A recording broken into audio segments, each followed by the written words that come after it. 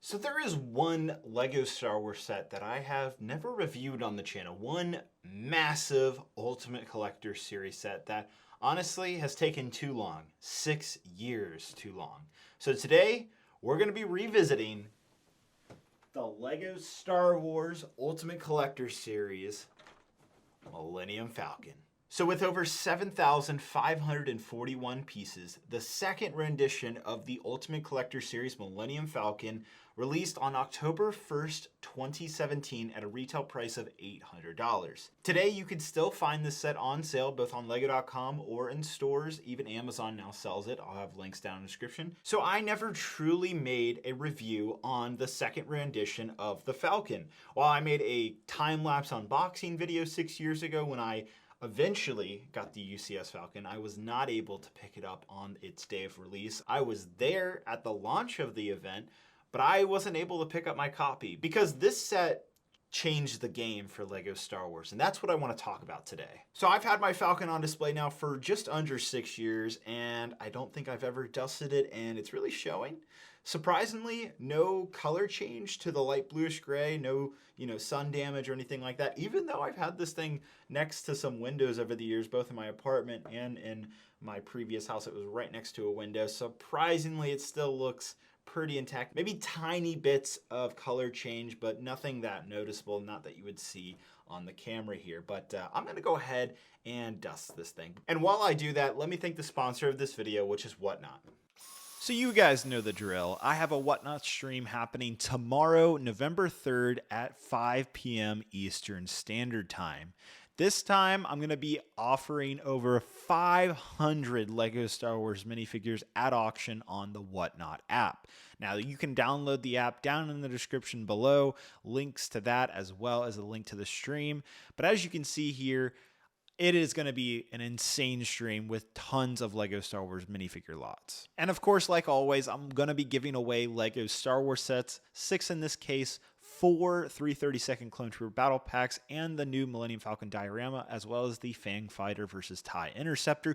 All of those will be given away during the stream completely free, no strings attached. And for the first time, I'm going to be offering bundles of minifigures together, meaning that if you want to build an army of a particular figure, this is the stream you absolutely won't want to miss. And if you're new to Whatnot and you've never made an account or purchased before, down in the description, utilizing my link, you can get a $15 credit that you can use during the stream and potentially get some free LEGO Star Wars minifigures. So 6 LEGO Star Wars set giveaways, over 500 LEGO Star Wars minifigures that will be up for auction only within the 2-hour window starting at 5 p.m. Eastern Standard Time, again tomorrow, November 3rd. Definitely click those links down below, and I will see you guys there. Don't forget to also follow me on Whatnot, because this certainly won't be the last stream for 2023. So how does the Ultimate Collector Series Millennium Falcon hold up in 2023, 6 years after its release? Well, first off, this thing still looks brand new. This Falcon has been through a lot. I originally bought it when I was living in my apartment, then I moved to a townhouse, and now I'm in my house/studio, and as you can see, nothing has broken off. It's pretty much perfect all around, and it really goes to show that modern day LEGO Star Wars sets, especially the Falcon here, just hold up so well after all this time. And pretty much since I built the set, I've had it displayed at this maybe 70-degree angle, not quite 90 degrees, the very iconic Falcon position. Honestly, I'm shocked that LEGO doesn't include any type of stand with the Falcon. Originally, it only includes 7 feet that you're supposed to lay it down flat on the surface. Now, if we turn the Falcon around, you can see that I do have a big LEGO-made display stand. Again, this is not included with the set, and in my opinion, the stand is totally worth it. However, I wouldn't use this stand in particular. For those of you who want to know, it's designed by someone off Rebrickable. I think it's still up nowadays. I'm not sure. Maybe it's paid instructions, but at the time, it was free instructions. I just downloaded that, the XML file, bought the parts off Bricklink. I think it was about $100 in value of Lego Technic pieces at the time, back in 2017, 2018. Nowadays, this stand, utilizing these exact Lego Technic light bluish gray beams, would cost a couple $100 because everybody kept buying these Technic pieces because they wanted to make the stand themselves. Personally, I wouldn't really recommend this stand in particular. I would recommend more of an acrylic-based stand that's gonna be a lot cheaper. My personal choice would be the iDisplayit stand. That's gonna be a nice clear stand. It's extremely durable. They're a brand I personally trust, so I'll leave a link down in the description to their site if you want to check it out. It's affiliated, helps out the channel. But this Lego stand does the job. I mean, I've had the Falcon on it for 5+ years, maybe even 6 years now. But what I would not recommend is I believe there's Chinese knockoffs of this stand popping up on Amazon utilizing fake Lego pieces. Definitely don't utilize those. I know people think this stand is really cool, looks great, but I would absolutely not go down that rabbit hole of utilizing knockoff pieces. Just isn't going to be a great experience in case the Falcon here falls under the weight of cheaper made plastic. So we need to have a little bit of a chat here. I got to tell you guys about the experience of getting the Falcon. It really did change the Lego Star Wars scene. I have never seen so much fan demand when the Falcon came out. A little bit of a story here. I showed up to my Lego store on October 1st, 2017 at 8 a.m. and I believe the store was opening at 9. I thought, oh yeah, hour early, who's gonna show up for the Lego store for release day that early to get a Falcon? I'm sure they have like 30 copies. Who's dumb enough to spend $800 on a Lego Star Wars set except me? No, that was completely wrong. I showed up, there was literally hundreds of people an hour before. All of the sets have been allocated. I think my store in particular, the Tyson's Corner store in Northern Virginia, had just about 7 or 8 Falcons. And once I realized the Falcons were sold out, I quickly went on to Lego.com hoping that the set wasn't already sold out. At that point, it had already said back ordered to 60 days, and the site kept crashing. I swear, I spent 30 minutes on my phone in the middle of the shopping mall just hitting refresh. I got so desperate that I was calling Lego customer service while, again, at the mall. And what that representative was telling me is that their system had also crashed, and my only chance of getting the UCS Millennium Falcon was to go through the website. And so I sat there for at least an hour before I finally got through. It was about 7 weeks after that order where it finally showed up at my door. It was probably one of the most exciting moments to finally get the crown jewel Lego Star Wars set at the time. Of course, for me, that would now be the UCS Venator, but the Falcon was the cool set. The biggest Lego set of all time. Everybody wanted it. Now, after that insane initial launch of the Falcon, I think Lego quickly learned their lesson that there is extreme fan demand for specific large-scale Lego Star Wars sets, especially as something as iconic as the Falcon. But as time went on, Lego would restock it and it would immediately sell out. And unfortunately, scalpers took big advantage of the hype and demand for this set. Over the following months after its initial launch, you would see this on eBay, Craigslist, Facebook Marketplace, well over $1,000. Sometimes people were paying up to $1,500, which is absolutely insane, almost paying double the price just to have the Falcon that they couldn't wait any longer. It just kind of blows my mind. I know I personally wouldn't have done that. As much as I wanted it, I was only willing to pay retail price. I was not willing to go on the aftermarket and pay those absurd scalper prices. Thankfully, I think it was about a year after, in 2018, 2019 or so, the Falcon's demand went down. Everybody who wanted it got it. And it would go down to normal levels, back to retail price, back to full availability, and there would be no more scalpers. But seriously, it was a crazy time to live back in 2017 as a Lego Star Wars fan, to see the insane demand, the insane hype around this set. It truly was a big moment for the Lego Star Wars community. Something I thought was really cool about the UCS Falcon, and you don't really see this with many Lego Star Wars UCS sets, is the ability to change the version of the set. I talked about this in my most recent Ultimate Collector's Venator review, where I wish you had 2 different sets of bridge colors so you could switch it out between the Capital Venator and the regular Venator that you see in the Clone Wars show, like what you can do here with the Falcon. So in this set, you can change the radar dish. So the one I have on the Falcon currently is what you see in The Force Awakens. Now you can change that to the round one that you see during the original trilogy that gets obviously eventually broken off during Return of the Jedi. So just such a neat touch. And this is a printed piece. I've had this in storage this entire time. Again, as you can see, looks brand new after all this time, and it's just as easy to swap this out. You just pull that off and pop this in like so. Just takes a few seconds, but I mean, seriously, this is such a neat, easy feature that they included in a set 6 years ago. I'd love to see this carried on in more UCS sets. It's just something we don't really see very often, and it totally elevates the set to a whole new level. Now next we got to talk about the elephant in the room, which is the price tag of this set. Back in 2017, it originally retailed for $800 US. At that time, it was the most expensive Lego Star Wars set, or just Lego set ever. On top of that, it was also the highest piece count set. Later on, that would be overtaken by many, many other Lego sets, but at the time, it was the most expensive and biggest set you could buy at the store, which was pretty cool. However, nowadays it goes for $850, a price tag increase of $50 US.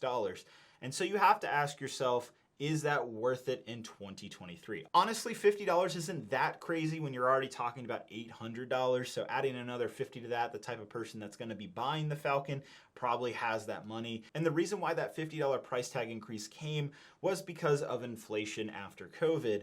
And that feels about right. I mean, pretty much everything nowadays has gone up in price. And I would say the $50 doesn't really immediately draw you away from this set. You know, if it was $100, $200 or more, if it was $1,000, then we really have to reassess the set. But $50, that's not a huge difference when you're already talking about $800. Now, it's also worth noting that it is still the most expensive Lego set on sale, right alongside the other most expensive Lego set, which is the UCS AT-AT. Now, when I reviewed that set 2 years ago, I absolutely loved it back in 2021.